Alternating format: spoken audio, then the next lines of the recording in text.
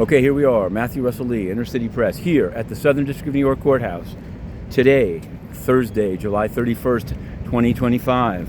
Now, on the Epstein front, the Senate, the Rule of Five, they've asked for governments from records from DOJ, apparently by August 15th. I don't know how that's going to play out, but we're going to cover it, of course, as we're covering the cases here with Judge Engelmeyer and Berman. But today could be the day of verdict in Roman Storm. We've been covering this case, Tornado Cash. It's a highly philosophical case about whether once code becomes immutable, you can still charge the coder with sanctions violations. Now, that's not how the government would put it. And yesterday, they said, basically, they seem to say that a desire for privacy shows a criminal intent. It's not a direct quote, and you can take a look at it, but it's quite something.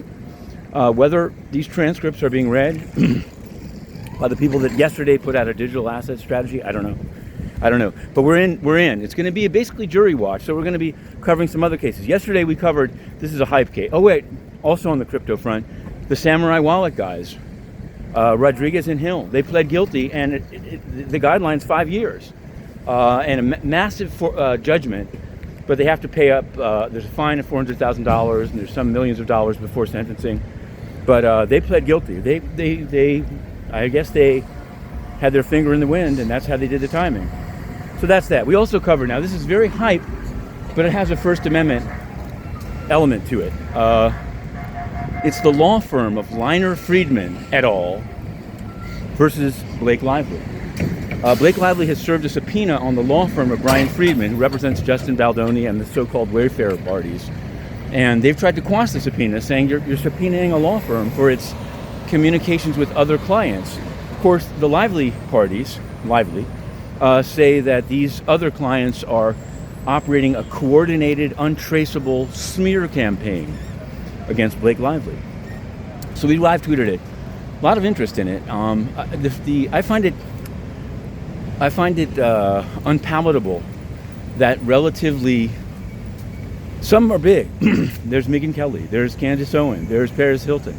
There's a Twitter account with 246 followers getting a subpoena from Wilkie, Farr, and Gallagher. It's too much. So we'll see what Judge Lyman does. There's a lot. You can go online. You can check that one out. It is what it is. Meanwhile, we cover the United Nations. We do. And usually we're writing about the field. In the field, people that work there are like, this is a joke.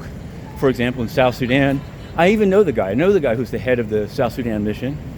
Perfectly fine guy. Once had he worked on Sri Lanka, didn't do a very good job. He was very upset at what I wrote. I was thrown out of the UN for calling them out on, yes, their support of genocide. It happened.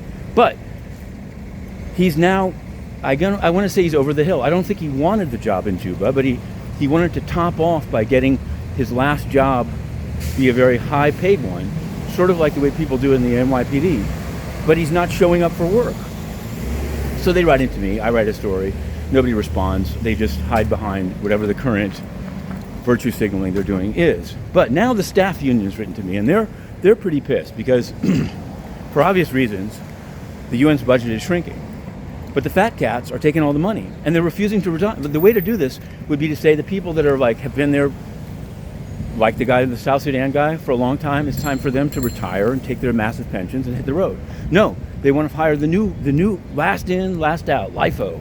So we've run that, and it's getting quite a lot of play. I'm not trying to take sides between the two. I think the whole UN needs to be reformed from top to bottom, including the staff union.